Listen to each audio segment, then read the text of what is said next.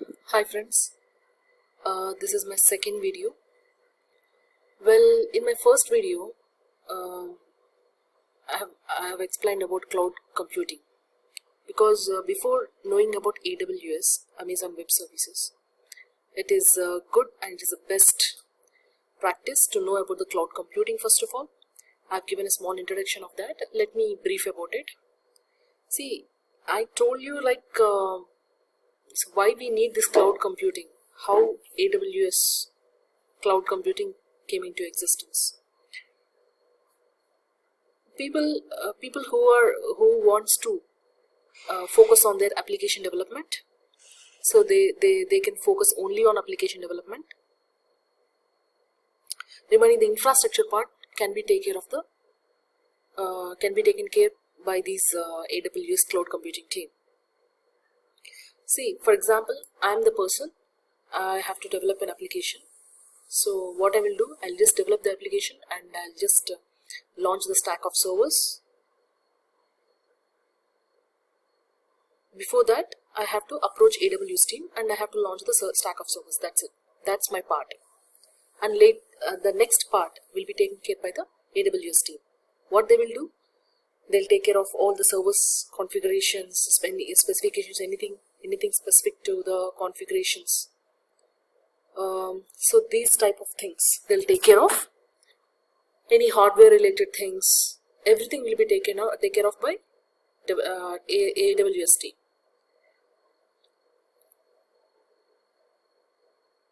So I hope you understood very well. And yesterday I told you about several models which comes under cloud computing, deployment models and service models. Under deployment models, we do have private model, private cloud, public cloud, and hybrid, in which the combination of both private and public. And then service models like infrastructure as a service, and platform as a service, and finally software as a service. So I have given a brief introduction now about cloud computing, what I have discussed, discussed in my previous video. So this is friends, this is about cloud computing. If you have any questions on cloud computing, please do let me know through comments. And now today, my second video, I would like to give an introduction on AWS, Amazon Web Services. So this is a leading web services. Okay, there are several web services in the market like Microsoft Azure, GPC, but what I would like to say, 35% of market share is there for AWS, Amazon Web Service. 35%. Just imagine, friends. It has good history. So many people prefer to use AWS when compared with other web services providers like Microsoft Azure. It takes a second part, and others like GPC, other web services. See, when I talk about market share, 35% market share occupied by AWS, 13% market share occupied by Microsoft Azure, and 6.5% occupied by GPC, Google Cloud. If you want me to make a note, I'll definitely make a note. Let me take a notepad, write on it, so that this is very important to understand. See, before going to understand the complete AWS, just learn about its history as well. Okay.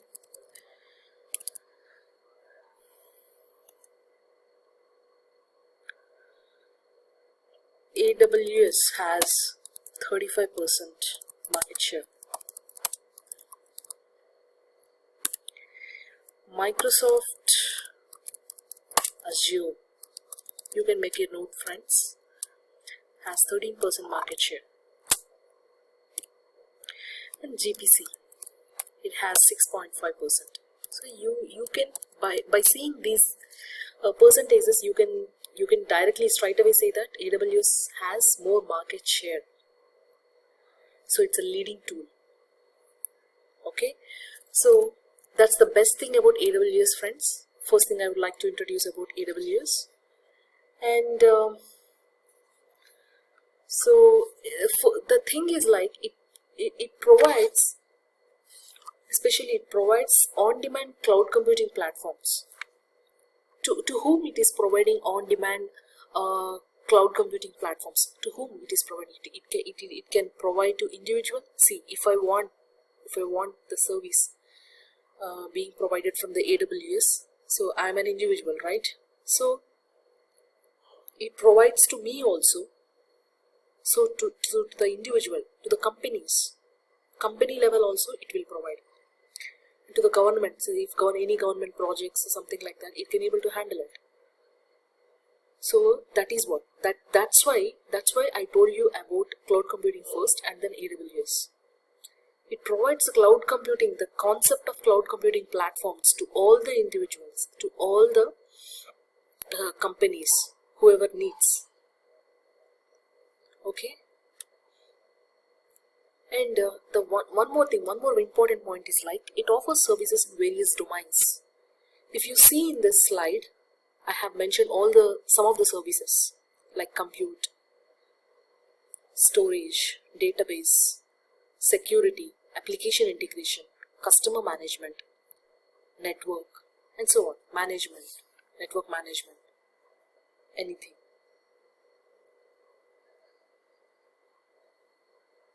See, these are different domains, friends. I hope you all have good idea on domain, what is meant by domain, how, under which domain.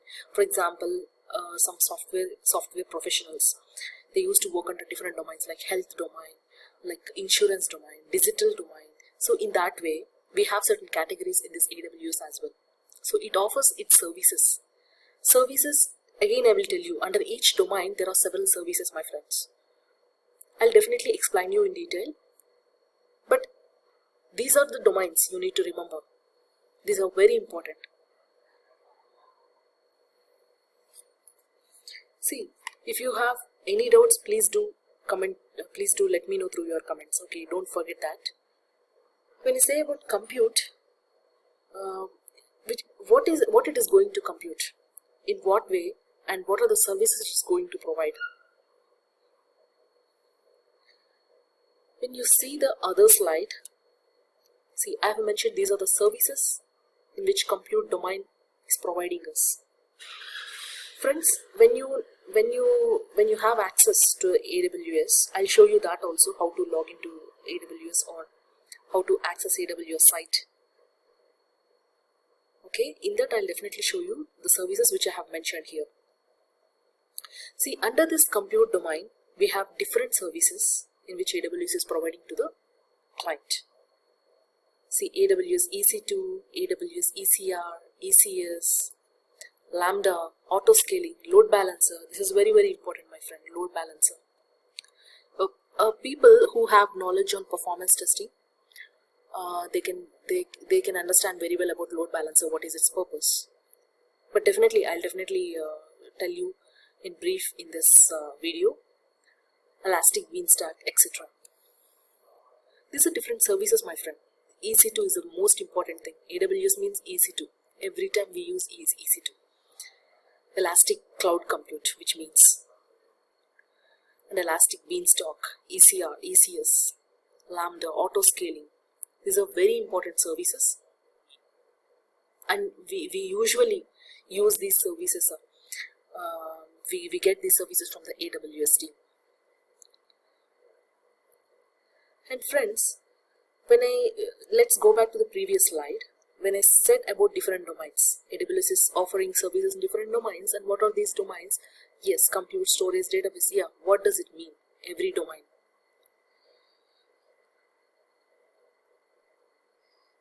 See, for example, friends, do you know difference between database and storage? Some people say that both are same only. But how?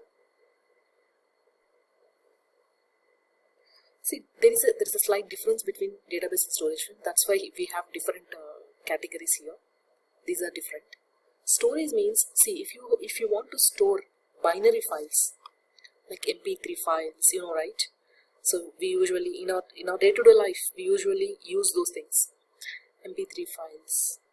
So these binary file stories, that's what store is meant by. When it comes to database, it has a proper structure, textual data.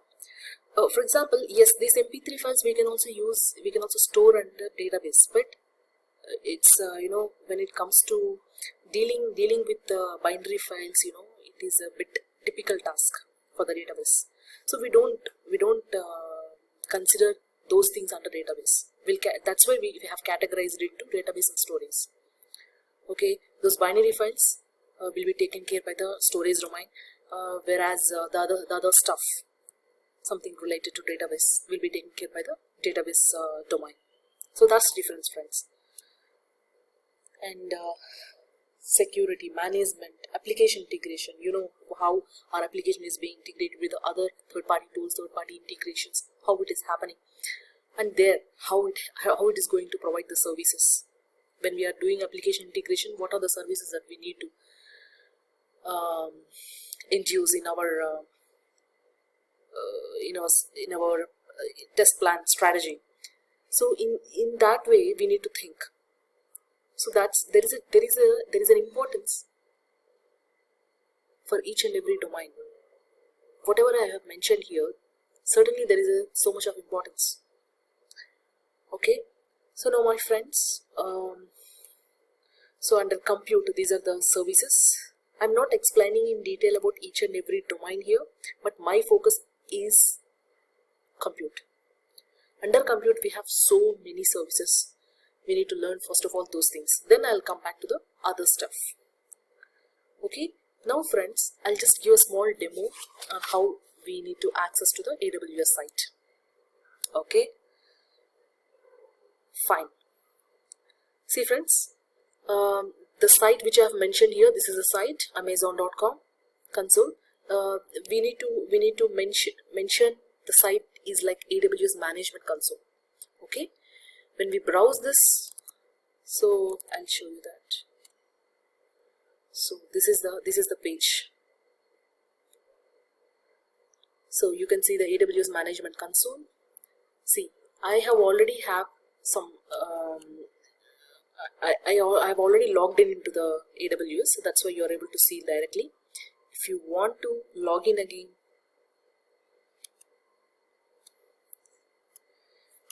you can just type to aws.amazon.com console, amazon.com.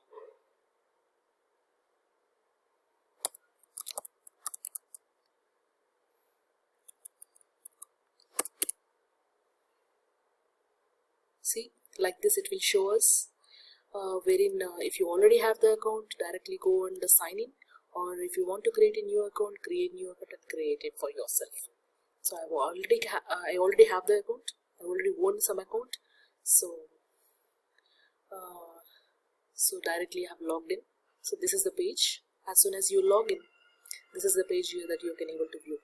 Here, if you see, my friends, services. What are the services it's going to provide? When I click on this, see, under each domain like compute, satellite, blockchain, analytics, and user computing, see, there are several services. When I told you about storage, see, I told you about storage, right? Under storage, again we have S3, EFS, FSX, S3 Glacier, storage gateway. Storage gateway is a very important concept, my friend. So, management and governance, Internet of Things, and user computing. And what else? If I browse down, database. See friends, there's a difference between database and storage. Under each category, under each domain, we have different services provided by AWS. You can see all those things here. See, mobile. If people are using mobile applications, something like if they need mobile services, they can choose this mobile. AWS Amplify, AWS AppSync. Okay, application integration, step functions, Amazon Event Bridge, networking and content delivery. See, VPC is the most important part.